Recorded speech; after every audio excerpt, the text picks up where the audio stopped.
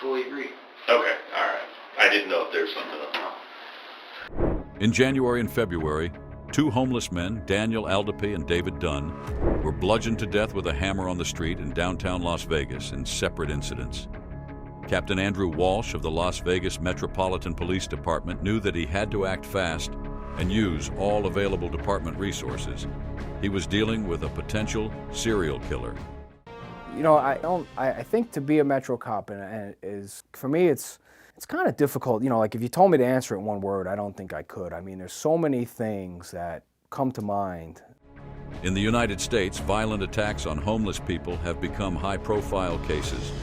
However, it does not occur to a homicide detective and prosecutor that it would work. Unfortunately, there were no any kind of weapons left behind at the crime scenes, no witnesses to the murder and no CCTV video. But police knew that the murders were linked and the killer would soon return.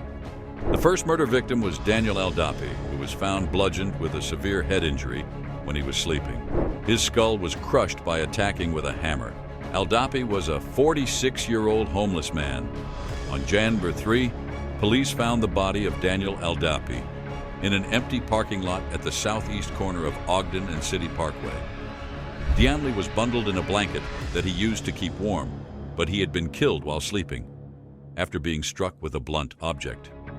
On 3 Feb, police again found the body of David Dunn at the opposite corner of the same intersection.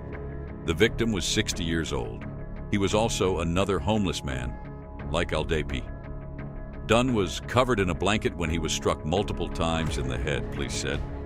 Autopsies of the two men explained that they both had fractured skulls caused by an object like a hammer. It is very common for Las Vegas to have homeless crime. Mostly, people were killed. Good morning, Mr. Schindler. I'm going to order that your case be bound over to district court. It seems like the theory was maybe the murderer had an argument with someone from that community. After a month, another person was found killed.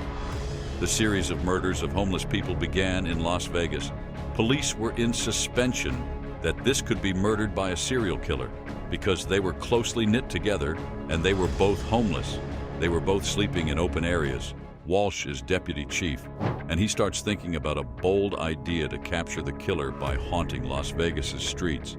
Las Vegas is a city which is visited annually by over 40 million people, with a homeless population of over 6,000 people before the criminal active.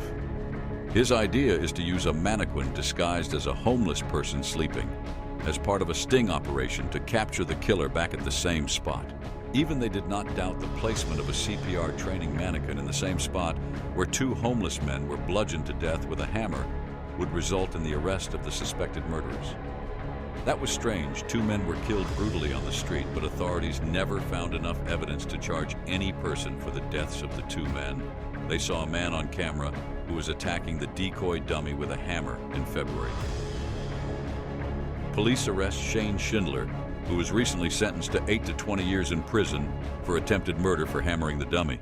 Police say he attacked a mannequin they had placed downtown to look like a homeless person. This is in an area where two homeless men had been bludgeoned to death just weeks before.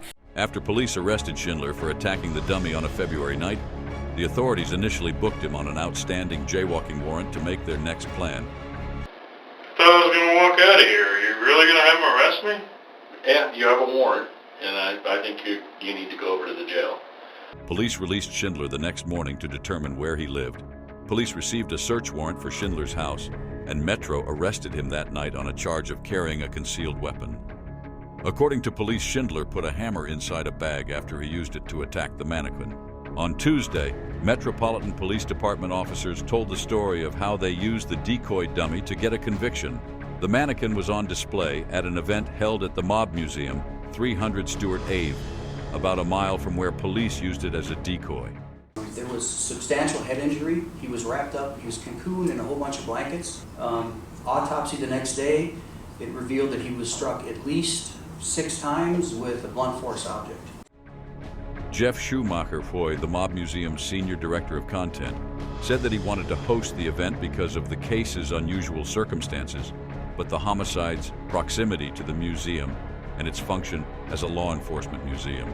Captain Andy Walsh gave the idea to use the dummy and said he thought this was doing well to save lives. And I remember Johnny Carson used to have Edgar Bergman on Tonight Show, so we named the dummy Charlie McCarthy, which is funny in itself, but the ironic part of that is my boss's name is Charles Hank. The captain of Metro's downtown area command said he felt a responsibility to the community to find killed Daniel Aldape and David Dunn. Authorities believe that Schindler was in the area at the time of the 4 January killing, when someone killed Aldape. On the phone, Schindler, police saw his selfie taken in November that shows him on his back in the area during investigation. He told police that he knew he was attacking a dummy and not a person. After 3 weeks, on 22nd February 2017, Walsh's plan worked. A man was caught on video attacking the dummy with a hammer. On 24th August 2017, he admitted to attempted murder, and on August 24th, 2017, he was sentenced to 8 to 20 years in prison. The officer told in an interview about the plan to capture the killer. According to him, "I told my workforce we were going to put the dummy out and do surveillance. We had cameras installed in that intersection and we put human surveillance out." The officer said that the idea of using a dummy just came into my head, as we did not have any evidence. "That's why I want to use good old-fashioned instinct. We knew that we were going to try something different." The officers perfected a plan and had a schedule of when to put out this dummy and took it upon themselves to make the dummy look like a human. And the police also dressed it up. A sergeant pot in the dummy's shoes, and another sergeant takes his wife's blankets to a knit hat. The police also observe how the homeless people set up their sleeping areas at night, after observing that they set the dummy up to make it look like it was a man sleeping in the open area. On the night of 22nd of February at 10:50 p.m., police placed the human mannequin decoy at the southwest corner of the intersection where Aldape was killed. The dummy resembled a homeless person sleeping. It was completely covered by a blanket at the southwest corner of the intersection. At 3 a.m., Schindler approached the area of the mannequin decoy and then stayed in there for a few minutes. After walking through the area and approaching the mannequin for a third time, he pulled a hood over his head to conceal his face. He started beating that dummy with a hammer, even though he struck on the head several times. He also kicked the mannequin. The sergeant called the officer at 3:30 a.m. and he was very excited. He told the officer UADA worked and the dummy got attacked by a man named Shane Schindler. Police arrest Shane Schindler. Shane Schindler previously pleaded guilty to attempted killing in the unusual case. The detectives believe that it was linked to the deaths of 2 homeless men who were fatally killed while sleeping in the same area where Shane Schindler attacked the mannequin. During plea negotiations, prosecutors agreed not to file charges in the killings, but a charge of keeping a concealed weapon was dropped and attacking on dummy. These attacks are senseless. District Judge Mikhail Villani said early Thursday, "These attacks are really senseless." Schindler's sentence, "It boggles the mind. I know that was a dummy."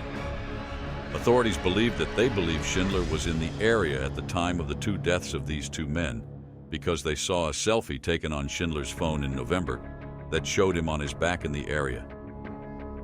Even authorities also said another man was attacked in the area, but luckily he survived.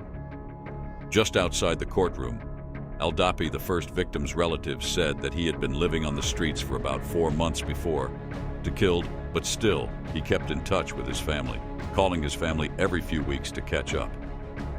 Court records show Schindler will next appear in court on March 15th on a felony charge of carrying a concealed weapon without a permit.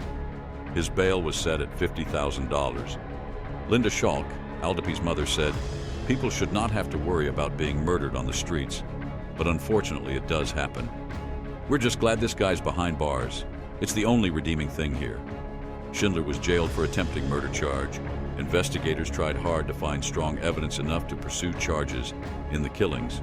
However, the criminal said during an interview with homicide detectives that he knew he was not attacking a human being when he struck the dummy. Well, if you like this interesting video, then please give it a thumbs up. Don't forget to subscribe to our channel and hit the notification bell icon so that you can stay tuned for the latest videos. We'll catch you soon. Goodbye for now.